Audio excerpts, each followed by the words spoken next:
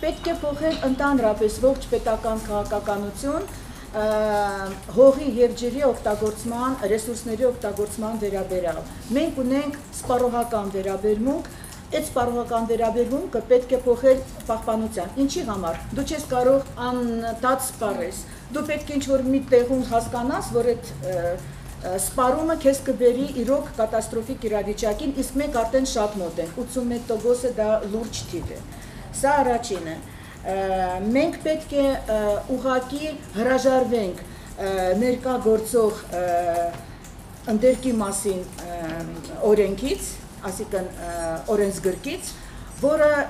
խրախուսում է այդ սպառողական մոտեցումը։ Եվ դրա հետ պետք է փոխել մյուս օրենսդրական լուրջ օրենքները, ինչպեսի հողային օրենսգիրքը եւ ջրային օրենսգիրքը, մտցնելով այնտեղ եւ անտառային օրենսգիրքը, մտցնելով այնտեղ պատասխանատվություն հողի, ջրի եւ անտառի պահպանման։ Եթե մարդը պատասխանություն չի կրում, ինքը ոչ մի բան չի անի, այսպես մեր իրականությունը այդպես է։ Մենք պահանջում ենք այդ պատասխանատվությունը։ Եվ մենք պետք է ուղղակի դադարեցնենք այդ շատ վտանգավոր գործընթացը, երբ որ կառավարության որոշումը շատ ավելի բարձր է գնահատում, քան օրենքը, չնայած որ դա ենթօրենսդրական ակտ է, եւ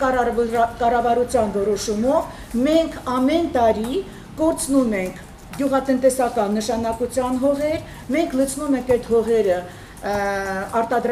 արտադրողական տապոններով, ծառատունքը, որոնք իրականացնում են տարբեր հասարակական կազմակերպությունները, դրանք շատ քիչ են։ Ասել, որ անտառի վերականգնումը, որը լուրջ ծրագիր է, մեր կառավարությունը որերով տարի չի տալիս, չի տրամադրում փող անտառ վերականգնման աշխատանքների համար։ Իսկ սա է լուրջ, պետությունը, եթե պետությունը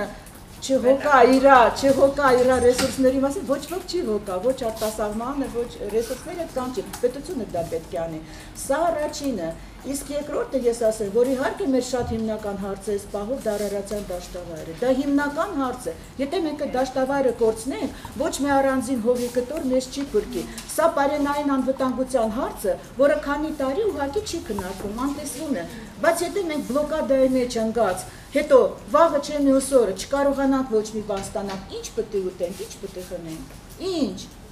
Մեր պապերը տարիներ առաջ գիտակցելով, որ Երևան քաղաքը գտնում է կիսաանապատային գոտում,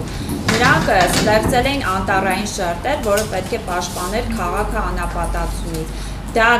մանումենտի զբոսայգիներ, նոր Նորքի անտառապատ տարածքներ եւ Դալմայի այգիներն էին։ Այսօր կորցրել ենք համարյա Դալմայի այգիները կորցնելու վիճակում է գտնվում, կորցնում ենք նաև մանումենտը, հիմա կառուցապատման աշխատանքներ են նաև գնում Լվովյան փողոցում, այսինքն նոր Նորքի այդ բարձունքից մեր անկանոն շինարարությամբ, այսինքն բիտոնապատման աշխատանքների հետևանքով մեր քաղաքը դրել ենք այսօր շատ լուրջ խնդրի առջև։